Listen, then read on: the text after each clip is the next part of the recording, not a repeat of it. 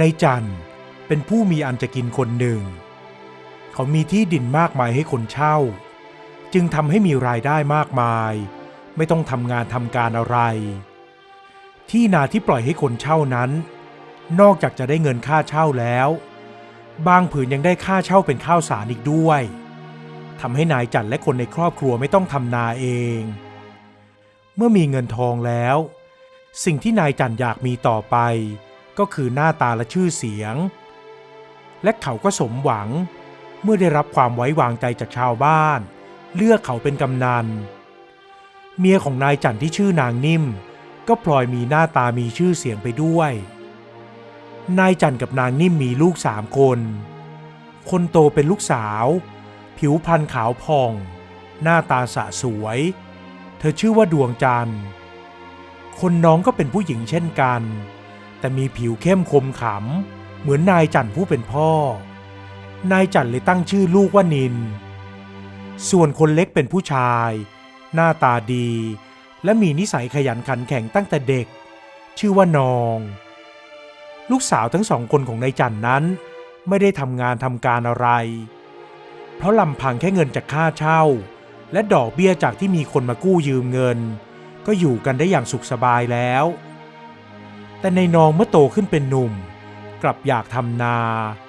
จึงขอแบ่งที่ดินของพ่อมาทำนาเองทั้งยังขายข้าวเองอีกด้วยเลยทำให้ครอบครัวมีรายได้เพิ่มจากความขยันของลูกชายคนเล็กนี่เอง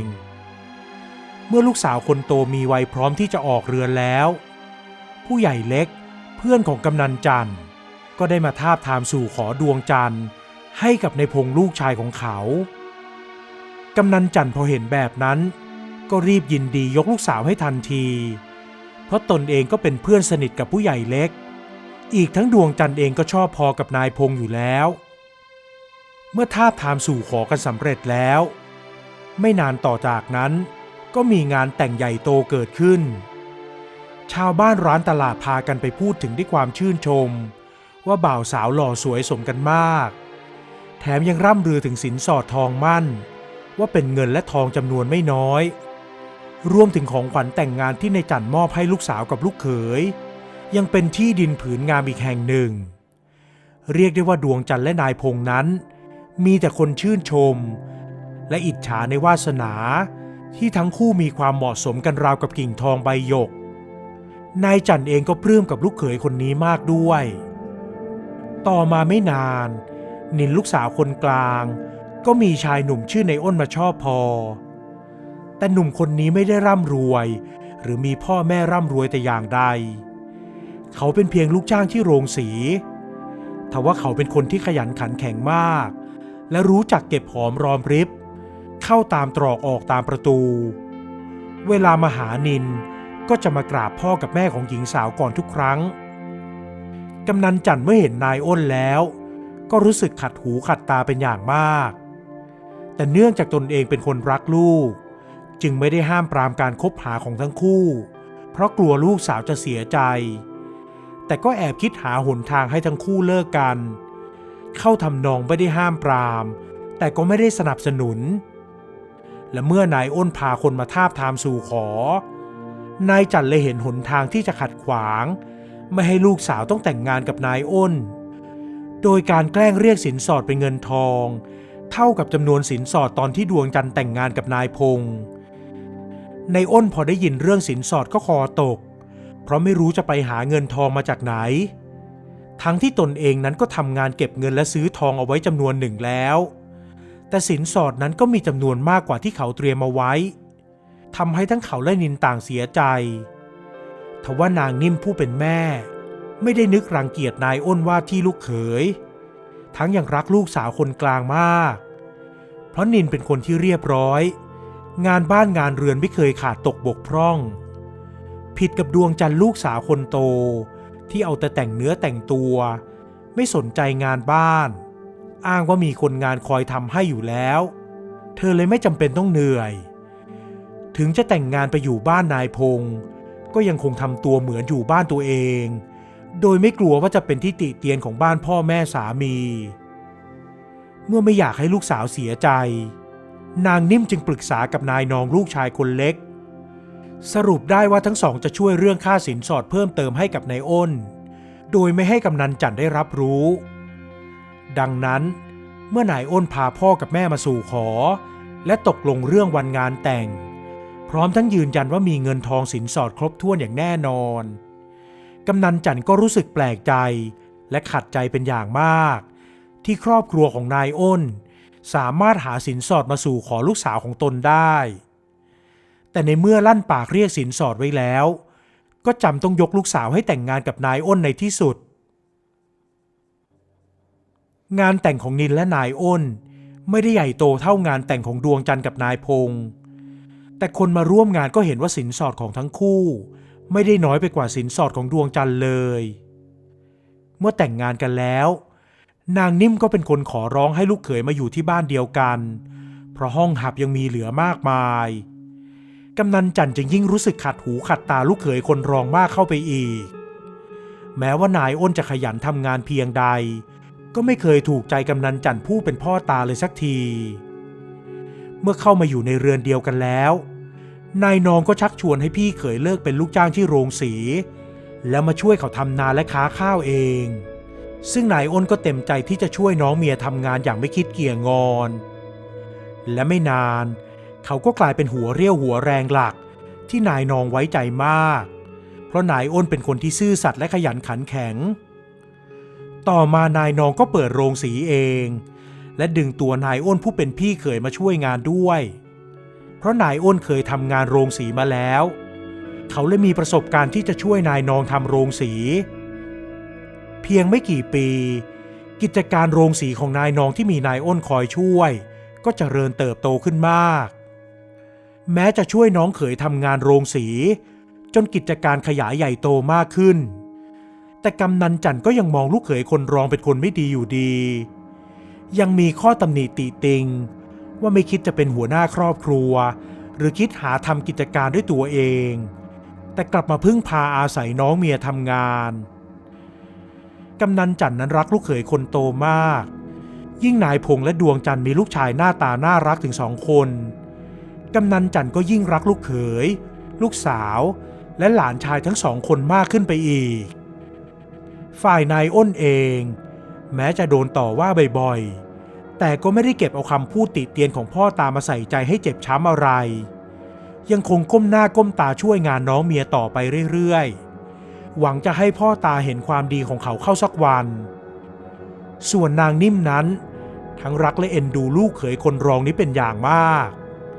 อีกทั้งหลานสาว2 คนที่เป็นลูกของนายอ้นกับนินก็น่ารักเรียบร้อยช่างเอาอกเอาใจนางนิ่มก็ยิ่งรักครอบครัวของลูกสาวคนรองมากขึ้นไปอีกเรียกว่าตรงข้ามกับกำนันจันทร์ผู้เป็นสามีเลยทีเดียวฝ่ายดวงจันทร์และนายพงษ์ไม่ได้ทำงานทำการอะไรเป็นเรื่องเป็นราวนอกจากเก็บเงินค่าเช่าที่นาเท่านั้นพอผู้ใหญ่เล็กแบ่งสมบัติและที่ดินให้ลูกๆแต่ละคนก็ทำให้รายได้จากค่าเช่าที่น้อยลงเพราะต้องแบ่งที่ดินให้กับพี่น้องคนอื่นๆของนายพงษ์ซ้ำร้ายไปกว่านั้นคือนายพงษ์มีเพื่อนเป็นนักเลงสุราและนักเลงพนันจึงได้ชักชวนให้เขาเริ่มเข้าบ่อนพอนายพงษ์เอาเงินไปลงในบ่อนเงินที่เคยพอใช้ในครอบครัวก็เริ่มไม่พอสุดท้ายนายพงษ์ก็แอบขายที่ดินมรดกที่ได้รับจากพ่อของเขาไปก่อน1 ผืนได้เงินมาก็ให้ดวงจันทร์เพียงนิดหน่อยเพื่อเอาไว้ใช้จ่ายและดูแลลูกที่เหลือเขาก็เอาไปถลุงในบ่อนทั้งหมดดวงจันทร์ที่เป็นคนที่ถูกรักและตามใจมาตั้งแต่เด็กพอเห็นสามีเอาเงินไปละเลงในบ่อนแบบนั้นก็โมโหเป็นอย่างมากและไม่ยอมนิ่งเงียบเด็ดขาดเธอเอ่ยปากบอกให้สามีเลิกเข้าบ่อนแต่นายพงษ์ก็ไม่ฟังหนักเข้าก็ถึงขั้นทะเลาะกันจนมีปากเสียงนายพงษ์พลั้งมือตบดวงจันทร์แต่หญิงสาวก็สู้สุดฤทธิ์ด้วยการคว้ามีดมาสู้ทำให้นายพงษ์ได้แผลเลือดอาบไปเขาจึงไม่กล้ากับเธออีกแถมดวงจันทร์ยังเอาคืนสามีด้วยการเข้าบ่อนเช่นกันลูกเต้าก็ให้พ่อแม่สามีเลี้ยงโดยที่นายพงษ์ก็ไม่กล้าว่าดวงจันทร์เข้าทำนองต่างคนต่างก็มีแผลทั้งคู่ดวงจันทร์เองพอลองเข้าบ่อนก็ติดใจกลายเป็นผีพนันไปอีกคน สรุปเลยกลายเป็นว่าทั้งคู่พากันเอาเงินไปถลุงในบ่อนไม่มีใครห้ามใครแถมดวงจันทร์ยังไปหลอกกำนันจันทร์ผู้เป็นพ่อด้วยการขอยืมโฉนดที่ดินมาจำนองก่อนหญิงสาวอ้างว่าจะเอาเงินไปลงทุนทำร้านค้าในตลาดพอได้กำไรแล้วจะเอาเงินไปไถ่ถอนที่ดินเองกำนันจันทร์เอ่ยปากว่าจะให้ยืมเงินแต่ดวงจันทร์ยืนยันว่าจะเอาที่ดินไปจำนองเพราะไม่อยากรบกวนยืมเงินสดของพ่อกำนันจันทร์นั้นด้วยความรักลูกก็ยอมเอาโฉนดที่ดินให้สุดท้ายดวงจันทร์ก็เอาที่ดินผืนนั้นไปขายและไม่เคยพูดถึงที่ดินผืนงามนั้นอีกเลยที่ดินที่เคยได้มาเป็นของขวัญแต่งงานก็ถูกขายเป็นผืนต่อไปและเงินก็หมดไปในบ่อนอีกเหมือนเคยพอกำนันจันทร์รู้เรื่องนี้เข้าก็เสียใจอย่างมากเรียกดวงจันทร์เข้ามาต่อว่าที่เธอโกหกพ่อดวงจันทร์นอกจากจะไม่รู้สึกผิดแล้วยังเถียงอีกด้วยว่าเธอเป็นลูกสาวคนโตก็ควรจะได้ที่ดินพวกนี้อยู่แล้วถึงพ่อจะยังไม่แบ่งมรดกในวัน2 วันนี้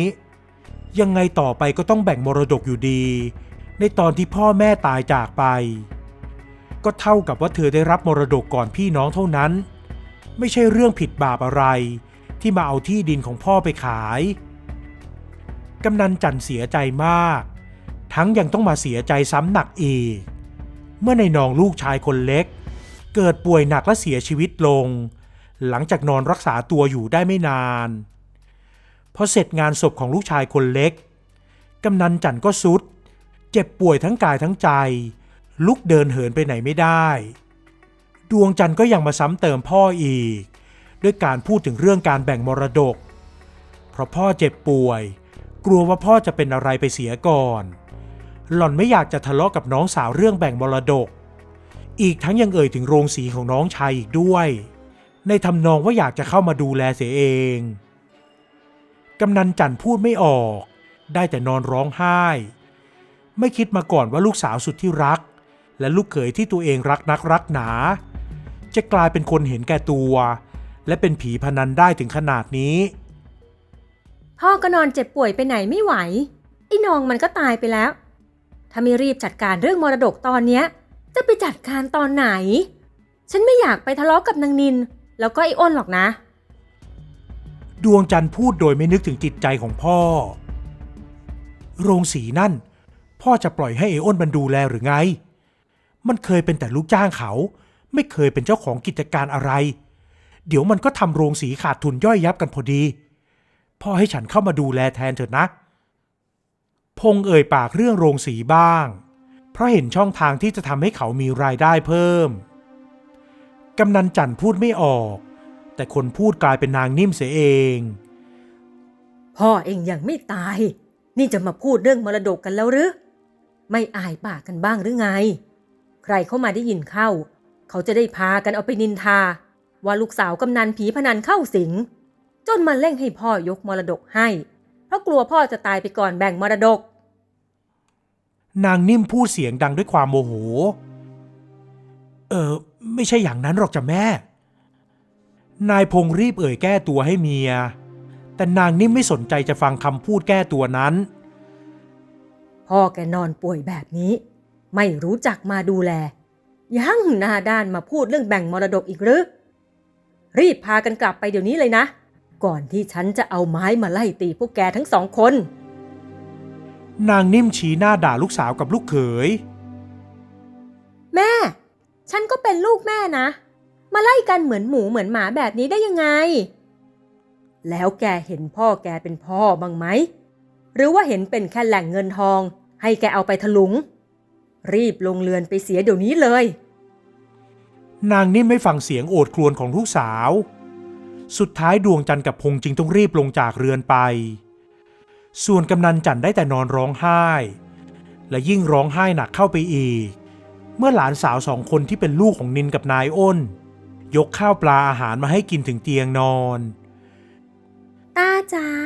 ลุกขึ้นมากินข้าวหน่อยนะแม่นินทำข้าวมื้อเย็นมาให้ตาแล้วกินข้าวเสร็จแล้วก็กินยานะตาจะได้หายเร็วๆหลานสาวอีกคนเอ่ย ในขณะที่ยกถ้วยยามาวางใกล้ๆกับถาดใส่ข้าวปลาอาหารกำนันจันร้องไห้ทั้งยังเสียใจจากการกระทำของลูกสาวและลูกเขยที่ตนเองรักและร้องไห้เพราะปลื้มใจกับจิตใจอันอ่อนโยนของหลานสาวที่ได้รับการอบรมดูแลอย่างดีจากลูกเขยที่เขาแสนชังนินและลูกสาวทั้ง2 คนต่างช่วยกันปรนนิบัติดูแลกำนันจันจนกลับมาแข็งแรงเหมือนเดิมส่วนอ้นก็เข้าไปดูแลโรงสีอย่างเต็มที่ให้สมกับที่น้องเมียริเริ่มเอาไว้เมื่อกำนันจันแข็งแรงดีแล้วก็ได้จัดการแบ่งมรดกให้ดวงจันทร์ในสัดส่วนที่ควรจะได้ทั้งยังได้กำชับกับลูกสาวคนโตและลูกเขยไปว่านอกจากมรดกพวกนี้แล้วเขาก็ไม่มีอะไรจะแบ่งให้ทั้งคู่อีกหากทั้งคู่ยังใช้ชีวิตแบบที่ผ่านมาก็ต้องไปหากินเอาเองส่วนโรงสีกำนันจันก็ยกให้นายอ้นกับนินอย่างถูกต้องมีโฉนดอย่างชัดเจนและยังแบ่งที่ดินผืนอื่นๆให้อีกทั้งยังได้เอ่ยปากขอโทษที่เคยทำไม่ดีกับนายอ้นเอาไว้มากนายอ้นเข้ามากราบพ่อตาและบอกว่าเขาไม่เคยคิดโกรธเคืองกำนันจันแต่อย่างใดแค่กำนันยอมรับเขามาเป็นลูกเขยเขาก็ดีใจมากแล้วนับจากวันนั้นกำนันจันก็ไม่เคยมองลูกเขยลูกสาวคนรองและหลานสาวทั้ง2แบบอคติอีกแล้วเพราะรู้แล้วว่าลูกเขยที่เขาแสนชังนั้นเป็นคนดีแค่ไหน